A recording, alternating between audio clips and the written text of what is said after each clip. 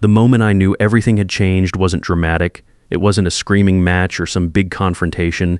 It was a piece of paper sitting on my kitchen counter. A real estate contract with my name on it, except my name wasn't on it anymore. Someone had removed it, and I already knew exactly who. My name is Gerald Aldridge. I'm 62, retired civil engineer, been living in the same house outside San Antonio, Texas for 23 years. I raised my son Roland here. I buried my wife Dorothy here. I thought I knew what betrayal felt like. I was wrong. Before I tell you what Philip did, you need to understand who Philip is. He's my younger brother, 7 years younger, which means I spent half my childhood looking out for him. When our father passed, I was the one who made sure Philip finished school. When he went through his first divorce, I was the one he called at 2 in the morning. I drove 40 miles to sit with him in his kitchen until sunrise because that's what you do for a brother. When he said he wanted to get into real estate, I was the one who listened, nodded, and eventually said, okay, that's the thing about brothers. You forget they're capable of the same things strangers are capable of. You give them a longer rope because of the history. And sometimes that rope is exactly what they use against you. Philip had been working as a property broker for almost a decade by the time he came to me with the investment idea. He said the market in South Texas was about to move, that residential land near the expanding suburbs was going to double in value within 5 years. He'd found a parcel, 14 acres, good location, a seller willing to go below market through a contact of his. All I need is the capital, he told me. You've got it sitting in savings doing nothing, Gerald. Let me put it to work. I had $180,000 set aside, money I'd been careful with my whole working life. Part of it was savings built up over 31 years of engineering work. Part of it was what Dorothy left behind when she passed 4 years ago. I told Philip I needed to think it over. He told me not to think too long or someone else would grab it. Classic Philip, always in a hurry when it was my money on the line. I agreed. We drew up a partnership agreement, 50-50. My name alongside his on everything. I wired the money. I trusted my brother the way you trust someone you've known your entire life. That was my first mistake, not the trusting itself. Trusting without watching. Dorothy used to say I was too patient with Philip. Not mean about it, just honest the way she always was. You let him take the wheel and then act surprised when he runs a red light. She said once, years ago, when Philip borrowed money from us and paid it back 18 months late without an apology. I laughed it off then. I thought she was being hard on him. She wasn't. Dorothy had a folder she kept in her nightstand, magazine clippings, printouts, a few pages she'd torn from travel books. Italy. Rome, the Colosseum at sunrise, vineyards outside Florence, small fishing towns along the Amalfi Coast. We used to flip through it together on Sunday mornings, talking about going someday. Every year it was next year, then she got sick, and next year stopped being a thing we said. After she passed, I kept the folder where she left it. I don't know exactly why. Maybe I wasn't ready to move it. Maybe I figured I'd still go one day, for both of us. I didn't know then that Philip had other plans for that dream. The first sign that something was wrong came about 8 months into the investment. I asked Philip for an update at Roland's birthday dinner. The whole family was there. Roland, his girlfriend, a few cousins. Philip waved his hand and said, complex deal, lots of moving parts. Gerald doesn't need to worry about the details. He's not active in the business side anyway. I let it go. Told myself he was just talking. Second sign. Phone calls started going to voicemail. When we did connect, he had answers for everything, but they were always vague. Paperwork in process. County backlog on permits. These things take time. Then came the line that stuck with me. I asked him directly why I hadn't received any documentation in months. He sighed like I was a child asking a question he'd answered too many times. Gerald, you've been retired too long. You forget how slow business moves. I had spent 31 years managing construction timelines, budgets, contractor disputes, county inspections across 3 different counties. I knew exactly how business moved, but I let the comment sit there. That's what I had been doing my whole life with Philip, letting things sit. The Italy photos were what finally cracked it open for me. I wasn't even looking for them. I was on my phone one evening and his posts came up. Philip standing in front of the Trevi fountain, Philip and Nadine Corso, his office administrator, at a vineyard outside Florence. A selfie at the Colosseum with a glass of wine and a grin on his face. My stomach dropped in a way I hadn't felt in years. He hadn't mentioned Italy to me once. Not a word. I called him that same night. He picked up on the second ring, which surprised me. Usually when he knew I had a question, he let it go to voicemail first to buy himself time to think.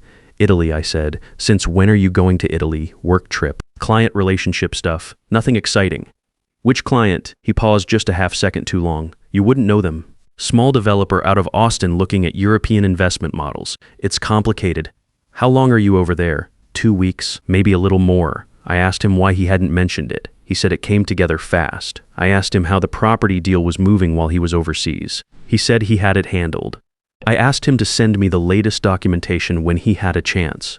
That's when his voice changed. Not angry exactly, more like impatient, like a man who's tired of being questioned by someone he's already decided doesn't matter. Gerald, we've been through this. I run the operations side. You provided the capital. That was the arrangement. You don't need to review every document. That's not your role. I told him goodnight and hung up. I sat at the kitchen table for a long time after that call. The house was quiet the way it gets at night when you've lived alone for a few years. I looked over at the counter where Dorothy used to keep her crossword puzzles. I thought about what she said about Philip running red lights. I thought about the folder in the nightstand. Then I got up and went to my filing cabinet. I pulled the original partnership agreement, the one we'd both signed 3 years ago. My name was right there, Gerald R. Aldridge, clear as day on every page. I photographed each page with my phone and sent the images to my email. Then I called Roland. Roland is 34, works in IT, and inherited his mother's instinct for when something doesn't add up. I didn't tell him everything on that first call. I just asked him if he could look up the county property records for the parcel we'd invested in, public record, easy enough to access. He called me back the next morning. Dad, he said, there's an amendment on the deed filed about 14 months ago. What kind of amendment? Owner change. It's just Uncle Philip's name now. Yours isn't on it. I wrote that down on my notepad, sat with it. Then I wrote down everything else I knew. Every date, every dollar amount, every conversation I could recall with enough detail to be useful. I filled 3 pages. Loretta Haynes came over that afternoon. She lives 2 doors down and has been my neighbor for 15 years. Retired school teacher, sharp as anyone I've ever met. She noticed something was off the moment I opened the door. I walked her through it at the kitchen table. The investment, the Italy photos, the deed amendment. She didn't interrupt once, which for Loretta means she's taking it seriously. When I finished, she said, "You need a lawyer, Gerald. Not next week. Tomorrow. I know. And don't call Philip again. Don't ask him questions. Don't let him know what you've found." I wasn't planning to. She looked at me for a moment. Good, because the second he knows you're looking, things start disappearing. She was right. I'd seen it happen to other people. The moment someone suspects they're caught, they move fast. Accounts get shuffled, documents get altered, memories get convenient. I didn't call Philip. I didn't post anything. I didn't mention it to any cousins or family friends. I went about my week like nothing had changed. I mowed the lawn. I went to the hardware store. I had coffee with a buddy of mine named Clifford, who I used to work with. Didn't say a word about any of it. That was harder than it sounds. There were moments driving home from somewhere when I'd feel the anger rise up and I'd want to just call him and tell him I knew. Get it out, but I kept coming back to what Loretta said. The second he knows you're looking. So I waited, and I watched. Philip posted more photos from Italy over the next few days. Dinner at some restaurant in Rome, a boat somewhere on the coast. He looked relaxed, well-fed, happy. Living well on what I could only assume was money that was supposed to be building equity in 14 acres of South Texas land. He called once while he was over there.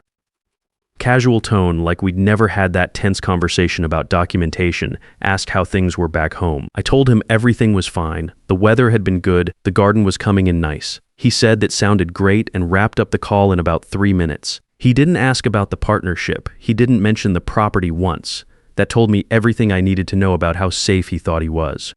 The morning after that call, I drove downtown and walked into the office of Patrice Duval. Patrice Duval had been practicing real estate and property law in San Antonio for 22 years. Her office was on the 3rd floor of a building downtown, plain waiting room, no artwork on the walls. The kind of place that tells you she spends her budget on research and not on appearances. I respected that immediately. I laid everything on her desk, the original signed partnership agreement, the wire transfer confirmation for $180,000. Roland's county deed search showing the amendment filed 14 months prior, a timeline I had typed up the night before with every date and dollar amount I could document. She read through it without saying anything. She turned pages slowly, went back to a few sections, made small marks in the margins with a pencil. When she finished, she set the stack down and looked at me. "This is fraud," she said, flat, no drama in it. That's what I figured. Did he forge your signature, or did he file a new document removing you without one? That's what I need you to find out. She found out. It took her team 3 weeks of document requests to the county, subpoenas for financial records, and a private investigator she recommended to trace where the money had actually gone. What they found was worse than I expected, and I had already expected something bad. Philip had used a deed correction filing. It's a legitimate legal process meant for fixing clerical errors on property documents. He had submitted it with an affidavit claiming I had voluntarily relinquished my ownership interest, no signature from me. Just his statement and a notary I had never met, whose stamp appeared on 2 other questionable filings in the same county in the same year. The $180,000 I had wired had passed through 2 LLCs Philip controlled before landing in a personal account. From there it had moved in portions. The Italy trip, a 2023 Ford F-2050 he'd been driving around town showing to anyone who would look. A trailer, new landscaping on his property. A few other purchases that had nothing to do with 14 acres in South Texas. The land itself had been listed quietly with a different broker, Philip's name only.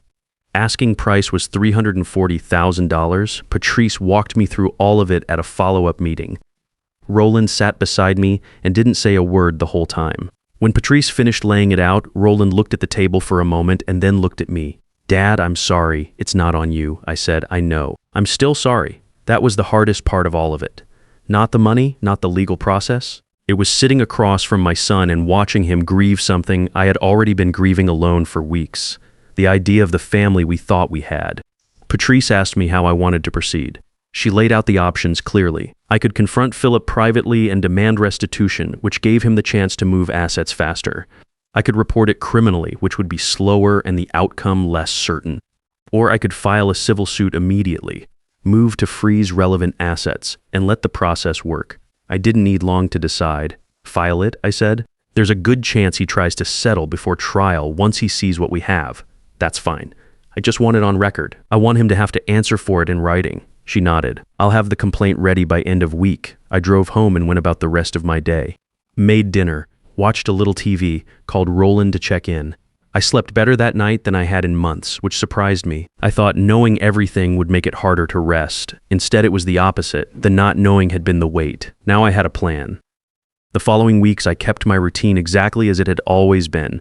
Coffee in the morning, a walk around the neighborhood, some work in the yard. Clifford came over one Saturday and we spent an afternoon looking at a truck engine he was rebuilding. I didn't tell him what was happening. I didn't tell anyone. Philip called twice during that period. Both times I answered and kept it brief, normal tone. He asked once if I had looked at refinancing my house, said interest rates might be shifting. Real estate advice from a man who had stolen my money to go eat pasta in Florence. I told him I was happy where I was and changed the subject. After we hung up, I sat on the back porch for a while.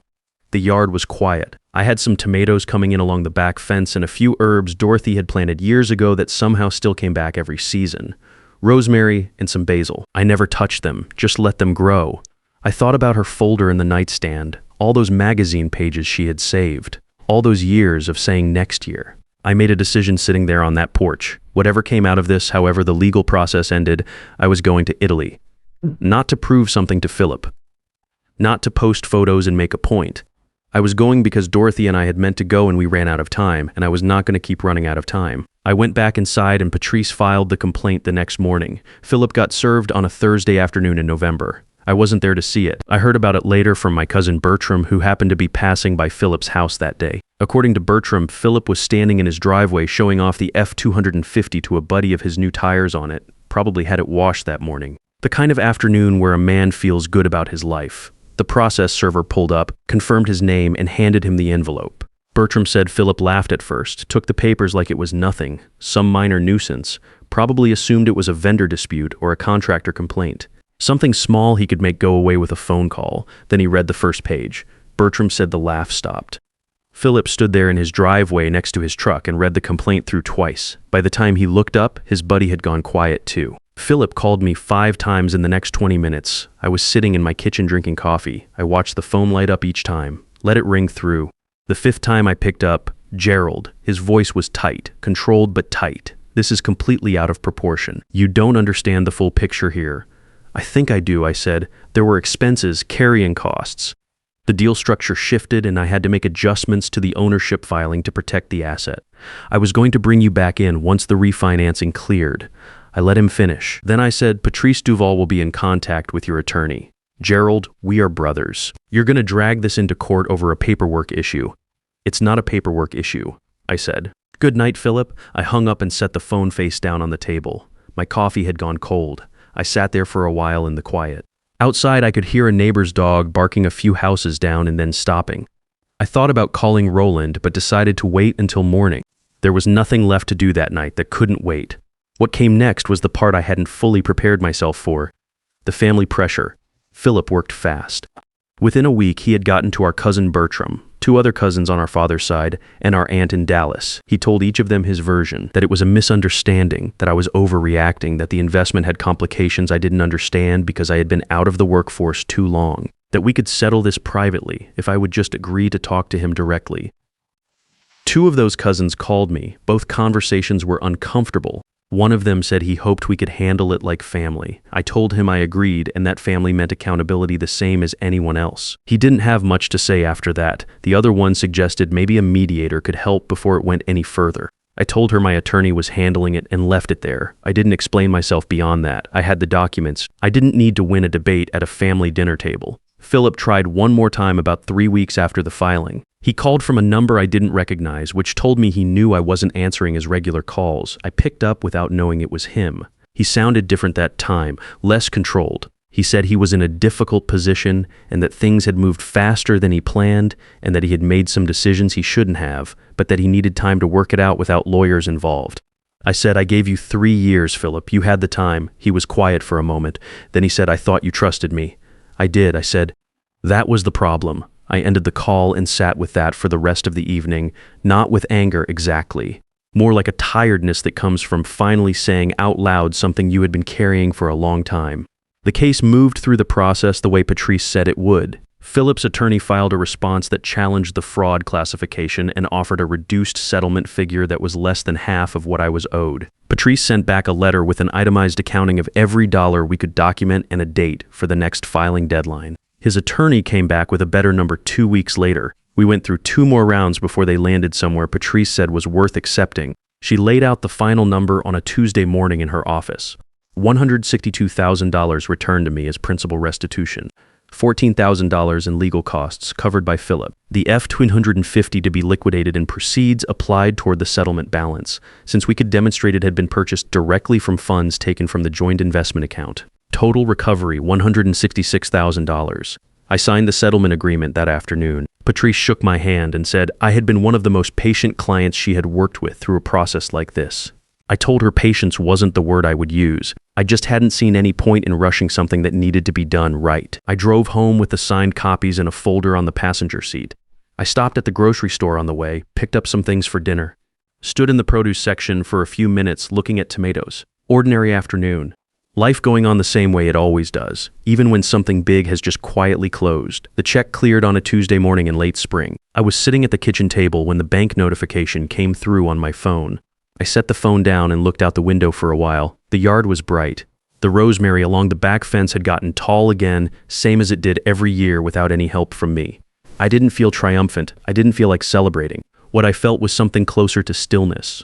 The kind that comes after a long job is finally finished and you can set down the tools. Roland called that evening. He had been checking in more often since the settlement, not hovering, just present the way a good son is when he knows his father has been carrying something heavy. I told him the money had come through. He said he was glad. We talked for about 20 minutes about other things, his work, a fishing trip we had been loosely planning, whether I was going to repaint the garage this summer. Normal conversation. That was its own kind of relief. I had heard through Bertram that Nadine had stopped seeing Philip sometime around when the lawsuit was filed. No drama from what I understood. She just moved on. Bertram also mentioned that Philip had lost a listing contract with a developer he had been working with for years. Something about a background check that turned up the civil filing. I didn't ask for details. That part of the story belonged to Philip, not to me. I had already decided what I was going to do with part of the money before the check even cleared. 2 weeks after the settlement, I booked a flight to Rome. Roland offered to come. I told him I appreciated it, but that this one I needed to do by myself. He understood without me having to explain further. He's like his mother that way, knows when to give a person room. I packed a single carry-on bag, comfortable shoes, a few books, Dorothy's folder of clippings tucked in the side pocket. I had taken it out of the nightstand the night before I left and sat with it for a while at the kitchen table, going through the pages she had saved. Vineyards, hilltop towns, morning light on old stone, her handwriting in the margins on a few of them. Notes about restaurants she had read about, a small heart she had drawn next to a photo of the Amalfi Coast. I folded the folder carefully and put it in my bag. Rome was louder than I expected and more beautiful than any photo had prepared me for. I spent 3 days there just walking. No schedule, no tours, no agenda. I ate at small places away from the tourist areas where the menus were handwritten and nobody spoke much English. I sat in a square one evening with a glass of wine and watched the city go about its business as the light changed on the old buildings. I went to Florence for 4 days. Walked through the market in the morning, spent an afternoon at a museum Dorothy had marked in her folder, stood in front of a painting she had circled with a small note next to it that said, "Need to see this in person." I stood there longer than I probably looked normal standing there. I didn't care.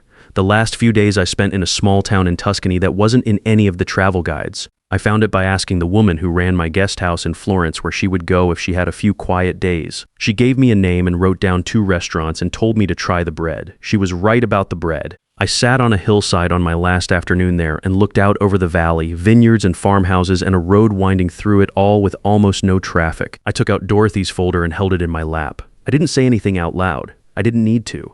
Some conversations don't require words after a certain point. I flew home on a Sunday, landed in San Antonio in the early evening, and drove back to the house with the windows down. The yard looked the same as when I left.